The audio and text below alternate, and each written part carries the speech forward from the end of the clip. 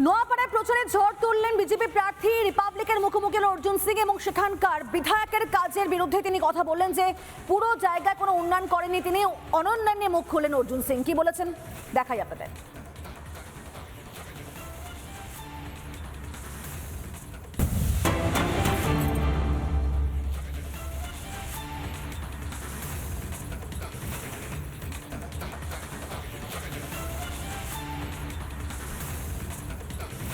নোয়াপাড়া বিধানসভায় বিজেপি প্রার্থী অর্জুন সিং এই মুহূর্তে ঘর ঘর প্রচার করছে। আমরা এই মুহূর্তে নোয়াপাড়া বিধানসভার এলাকায় রয়েছি এবং আমরা দেখতে পাচ্ছি অর্জুন সিং তার কর্মী সমর্থকদের নিয়ে ঘরে ডোর টু ডোর যাচ্ছেন, ক্যাম্পেন করছেন এবং মানুষের কাছে ভোট চাইছেন। অর্জুনদা, আপনাকে দেখে ঘর থেকে লোক বেরিয়ে আসছে তো?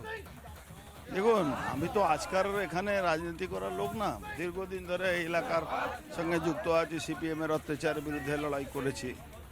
যখন সিপিএম ক্ষমতা ছিল তখন এখানে আমরা বোর্ড কোপ বানিয়ে দিয়েছিলাম। তো এখানকার মানুষের একটা ভরসা আশা থাকে আমার উপরে, তাই জন্য মানুষ এসে আমাদেরকে দেখছে।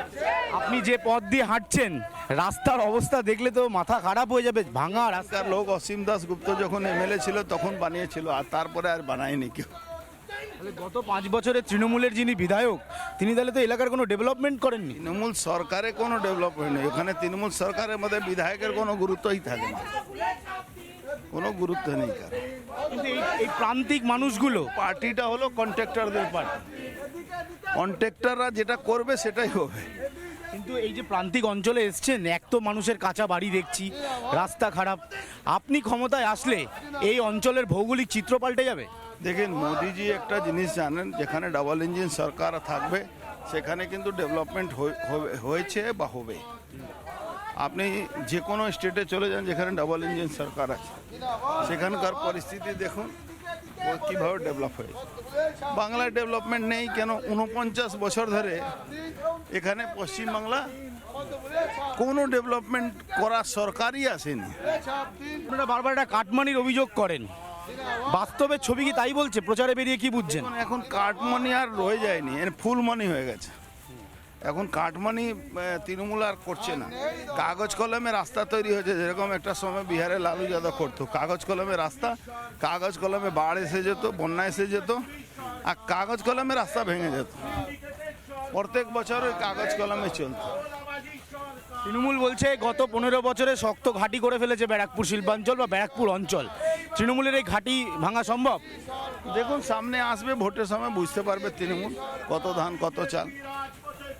অর্জুন সিং ছিলেন আমাদের সাথে এবং তিনি এই মুহূর্তে ডোর টু ডোর প্রচার করছেন, ক্যাম্পেন করছেন। তিনি বলছেন তিনি যে রাস্তা দিয়ে হাঁটছে এই রাস্তার অবস্থা অত্যন্ত খারাপ। এই প্রান্তিক অঞ্চলগুলোর মানুষের ডেভেলপমেন্ট হয়নি গত কয়েক বছরে।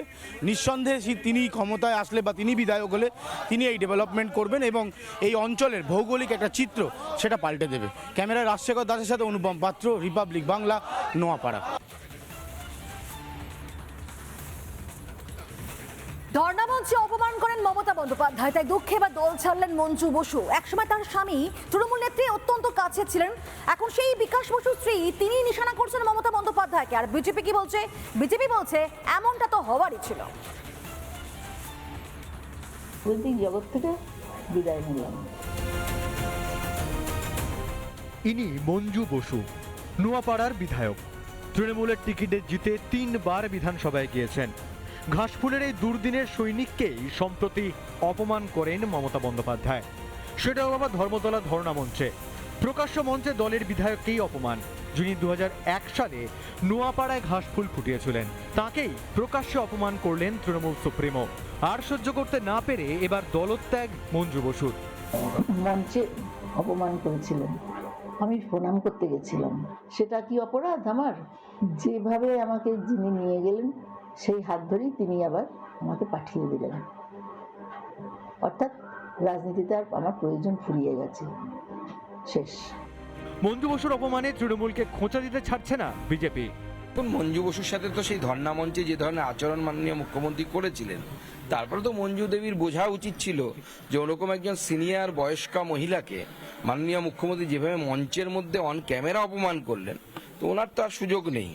ওখানে ভাইপোর লোকেরা দাঁড়িয়ে গেছে। মঞ্জু বসুর স্বামী বিকাশ বসু একসময় ছিলেন মমতা বন্দ্যোপাধ্যায়ের অত্যন্ত কাছের মানুষ। 2000 সালের 1 এপ্রিল তাকে গুলি করে খুন করা হয়। আজও সেই খুনের কিনারা হয়নি। এবার সেই বিকাশ বসুর স্ত্রীকেও প্রকাশ্যে অপমান মমতার। 26-এর তালিকাতেও নাম নেই। এরপরেই বিস্ফোরক মঞ্জু বসু।